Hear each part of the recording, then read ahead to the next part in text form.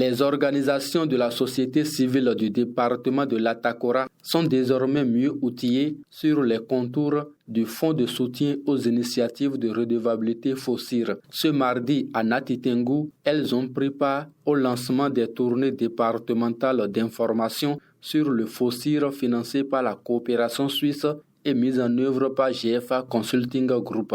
Le Bénin s'est engagé fermement à la consolidation ou à consolider la gouvernance démocratique en créant un environnement qui permet aux organisations de la société civile de jouer pleinement leur rôle dans le suivi des politiques publiques et la promotion de la transparence.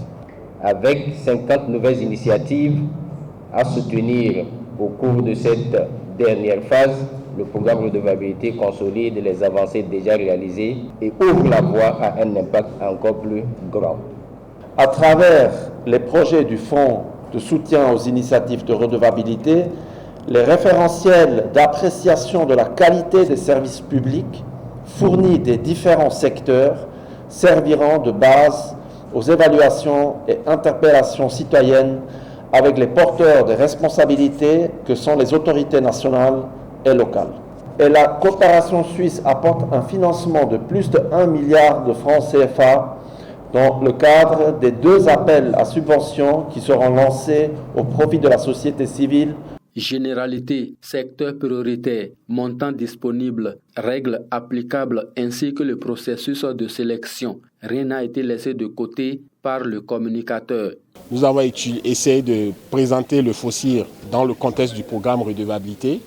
Après, nous avons présenté les différents guichets. L'enveloppe financière disponible pour ce premier appel à proposition est de l'ordre de 452 millions. Donc les projets qui vont être sélectionnés auront entre 15 et 24 mois pour être exécutés.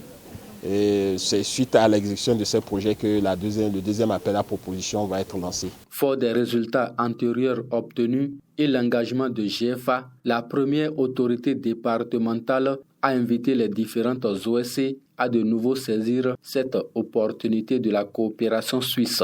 Nous nous engageons à renforcer l'accès à l'information et encourager les acteurs locaux à soumettre des projets pertinents dans les secteurs de l'eau, de l'éducation, de la santé et de l'état civil pour contribuer à l'effectivité des droits socio-économiques dans notre département.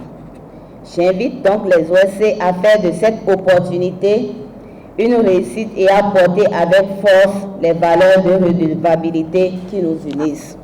Après l'étape de l'Atakora, les équipes du programme redevabilité phase 3 poursuivront leur tournée dans les autres départements ciblés par le projet. Le processus d'appel à candidature est prévu pour débuter au cours du mois de juillet 2025.